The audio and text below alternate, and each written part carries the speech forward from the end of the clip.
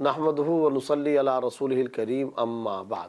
قرآن کریم کے 12ویں سپارے کا مختصر ترین خلاصہ یہ ہے کہ اللہ رب العزت نے ابتدا میں وما من دابۃ فی الارض الا علی اللہ رزقھا، اللہ رب العزت نے ہر ذی روح کے رزق اور خوراک و معاش کا تذکرہ فرمایا کہ اللہ رب العزت تمام چوپایوں کا، تمام جنات کا، انسانوں کا، جانوروں کا اللہ رب العزت مالک ہے۔ جہاں خالق ہے وہاں اللہ رازق بھی ہے، ان سب کا رزق اللہ رب العزت پر ہے، اور اللہ ان کے مستقر کو، اللہ ان کے مقام کو، ان کے رزق اور ان کے معاش کو اور ان کے سارے معاملات کو اللہ رب العزت جانتے ہیں۔ اس کے بعد تسلی خاتم الانبیاء صلی اللہ علیہ وسلم کا سامان فَلَعَلَّكَ تَارِكٌ بَعْضَ مَا يُوحَىٰ إِلَيْكَ وَضَائِقٌ بِصَدْرِكَ أَن يَقُولُوا لَوْلَا أُنزِلَ عَلَيْهِ كَنزٌ۔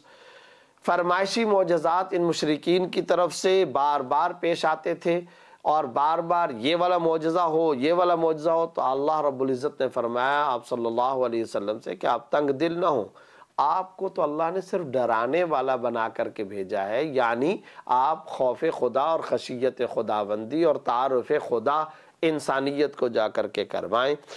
اب ایسے موقع پر اللہ رب العزت نے ان فرمائشی معجزات کے جواب میں قرآن کریم کا ایک چیلنج پیش کیا۔ یہاں پر اللہ رب العزت نے کہیں پر یہ فرمایا ایک سورت قرآن کریم کی تم بنا کر کے لے آؤ، یہ مختلف مقامات پر تذکرہ ہوتا رہا۔ اللہ رب العزت نے اس سورت کی آیت نمبر 25 سے سورہ ہود کے مکمل آخر تک اللہ رب العزت نے ٹوٹل 7 انبیاء کرام علیہ السلام کا ذکر فرمایا، جن میں سے پہلے نمبر پر حضرت نوح علیہ السلام کا تذکرہ، وَلَقَدْ أَرْسَلْنَا نُوحًا إِلَىٰ قَوْمِهِ إِنِّي لَكُمْ نَذِيرٌ مُّبِينٌ۔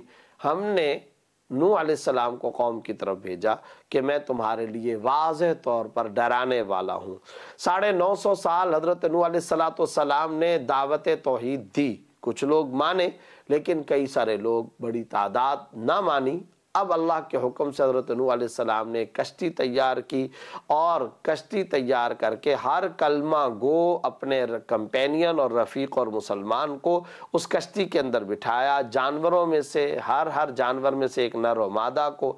پھر عذاب کی شکل یوں ہوئی کہ زمین سے بھی پانی نکلا اور آسمان سے بھی موسلادھار پانی برستا رہا، اور زمین و آسمان سے یہ پانی طوفان کی شکل اختیار کر گیا۔ نوح علیہ السلام نے اپنے بیٹے کنعان سے باقاعدہ یہ کہا کہ تو بھی آ جا اور اس کشتی میں سوار ہو جا، کیوں؟ اس لیے کہ میں نے دعا کی تھی کہ یا اللہ میرے اہل کو بچانا۔ اللہ رب العزت نے فرمایا چونکہ یہ بیٹا کافر ہے لہذا انہ لیس من اہلک، یہ اہل وہی ہوگا جو آپ پر ایمان لایا ہوگا، جو آپ پر ایمان نہیں لایا وہ آپ کے اہل میں سے نہیں ہے۔ اسی سے یہ نقطہ سمجھ میں آتا ہے کہ ٹھیک ہے اگر کوئی باپ بیٹے میں سے کافر ہے تو نسبی ایک رشتہ اپنی جگہ، لیکن اللہ کے ہاں جو معتبر رشتہ ہوتا ہے وہ ایمانی رشتہ ہوتا ہے، اسلام کا رشتہ ہوتا ہے، ایمان کا رشتہ ہوتا ہے، اور وہی سب سے زیادہ طاقتور اور قوت والا ہوتا ہے۔ اس کے بعد حضرت نوح علیہ السلام نے دعا کی، اور اللہ رب العزت نے حضرت نوح علیہ السلام اور ان کے تمام اہل کو، یعنی ان پر ایمان لانے والوں کو بچایا اور باقیوں کو غرق فرمایا۔ دوسرے نمبر پر جس پیغمبر کا تذکرہ اللہ رب العزت نے 12ویں سپارے میں فرمایا وہ حضرت ہود علیہ السلام۔ حضرت ہود علیہ السلام کو بھیجا، اور حضرت ہود علیہ السلام نے باقاعدہ اپنے لوگوں کو دعوت دی، مگر یہ بت پرستی کے اندر لگے رہے۔ ہوا کا طوفان بالآخر اللہ رب العزت نے ان پر بھیجا، ان کے گھروں کی چھتیں گر گئیں اور درخت اکھڑ گئے، جانور اور انسان اڑنے لگے، پتنگوں کی طرح اڑنے لگے، اور یہ سارے کے سارے برباد ہو گئے۔ تیسرے نمبر پر جس پیغمبر کا تذکرہ فرمایا وہ حضرت صالح علیہ السلام۔ وہی فرمائشی معجزات قوم مانگ رہی ہے، اونٹنی کا مطالبہ، بالآخر وہ مطالبہ بھی اللہ رب العزت نے پورا کر دیا۔ حضرت صالح علیہ السلام نے فرمایا یہ اللہ کی خاص اونٹنی ہے، اسے کوئی گزند نہ پہنچائے۔ انہوں نے اس کو قتل کر دیا۔ جب قتل کر دیا اب اللہ رب العزت کی طرف سے ان پر عذاب آیا، اور وہ ایسا عذاب آیا کہ جس کو چیخ کا عذاب کہا جاتا ہے۔ چنانچہ چیخ کے عذاب کے ذریعے سے قوم صالح علیہ السلام بھی تباہ و برباد ہو گئی۔ چوتھے نمبر پر حضرت ابراہیم علیہ السلام کا واقعہ ذکر کیا، اور وہاں 2 واقعات کی طرف اشارہ کیا۔ حضرت ابراہیم علیہ السلام کے پاس فرشتے انسانی شکل کے اندر آئے، اور وہ جو انسانی شکل کے اندر فرشتے آئے حضرت ابراہیم علیہ السلام نے مہمان سمجھ کر ان کے لیے ایک بچڑا بھوننے کا انتظام کیا، کھانے پکانے کا انتظام کیا، لیکن ان کو جب پیش کیا تو انہوں نے نہیں کھایا۔ پانچویں داستان جو یہاں پر بیان کی گئی، جو قصہ بیان کیا گیا، وہ حضرت لوط علیہ السلام کا، ولما جاءت رسلنا لوطا سیء بهم وضاق بهم ذرعا وقال هذا يوم عصیب الآیہ۔ قوم سدوم کی جو برائیاں تھیں ان میں سے ایک اہم ترین، انتہائی بدترین اور قبیح برائی ہم جنس پرستی کی تھی، جو اس قوم کے اندر رائج ہو چکی تھی۔ حضرت لوط علیہ السلام کے پاس جو فرشتے آئے تھے وہ حسن و جمال کے پہ کر خوبصورت، تو حضرت لوط علیہ السلام پریشان ہو گئے کہ کہیں ان کی قوم کے لوگ ان کے ساتھ بدمزگی یا تنگی کا معاملہ، پریشانی کا معاملہ نہ کریں۔ فرشتوں نے تسلی دی کہ یہ کچھ نہیں کر سکیں گے، آپ صرف یہ کام کیجئے۔ حضرت لوط علیہ السلام سے کہا گیا کہ اپنی اہلیہ کو، اپنی بیوی کو لے کر رات کو یہاں سے نکل جائیے۔ چنانچہ حضرت لوط علیہ السلام چلے گئے، پیچھے قوم اور بستی کے ساتھ ان فرشتوں نے یہ معاملہ کیا کہ الٹا کر پوری قوم کو پٹخ دیا اور تہ در تہ مٹی میں ان کو گاڑ دیا، اور اس طریقے سے پتھر برسا کر کے ان کو بھسم کر دیا گیا، ختم کر دیا گیا۔ ان 5 انبیاء کرام علیہ السلام کے واقعات کے بعد چھٹا واقعہ جن کا ذکر کیا گیا وہ حضرت شعیب علیہ السلام۔ قوم مدین کے اندر حضرت شعیب علیہ السلام آئے اور مدین کی قوم کو حضرت شعیب علیہ السلام نے سمجھایا اور بڑے اخلاق کے ساتھ سمجھایا، لیکن اس قوم کا معاملہ یہ رہا کہ یہ ناپ تول میں کمی کیا کرتے تھے۔ چنانچہ چیخ کا عذاب آیا اور شعیب علیہ السلام کی قوم اوندھے منہ پڑ گئی، اور اس طرح اس قوم کو بھی ہلاک کر دیا گیا۔ 7ویں نمبر پر حضرت موسیٰ علیہ السلام کا تذکرہ آیا ہے، ان کی رسالت کا بیان آیا ہے۔ فرعون کو دعوت دی، وہ نہیں مانا، تو قیامت کے دن کے بارے میں ذکر کیا گیا کہ وہ قوم کے آگے آگے ہوگا اور فرعونی اس کے سارے لشکری پیچھے پیچھے جہنم کے اندر اوندھے منہ ڈالے جائیں گے۔ اس کے بعد اقامت صلاۃ کا حکم، واقم الصلاۃ طرفی النہار وزلفا من اللیل۔ اس آیت میں اوقات صلاۃ کا، نماز کا اور نماز کے فوائد کا تذکرہ کرنے کے ساتھ ساتھ ٹوٹل 4 نمازوں کا تذکرہ ہے ظہر کے علاوہ۔ ظہر کا تذکرہ دوسری آیت کے اندر اللہ رب العزت نے فرمایا۔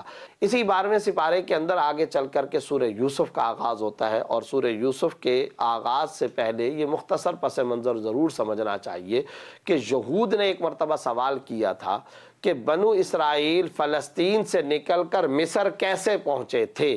اس کے جواب میں یہ پوری کی پوری سورت سورہ یوسف اللہ رب العزت نے نازل فرمائی ہے، اور اس میں حضرت یوسف کے قصے کو احسن القصص کہا گیا کہ آیت نمبر 21 تک کا حاصل اور خلاصہ یہ ہے کہ پھر ان برادران نے مشورہ کیا کہ قتل کریں یا کنویں میں ڈالیں۔ یہودا جو ان کا بڑا بھائی تھا اس نے یہ مشورہ دیا کہ قتل تو نہ کرو، البتہ کنویں میں ڈال دو۔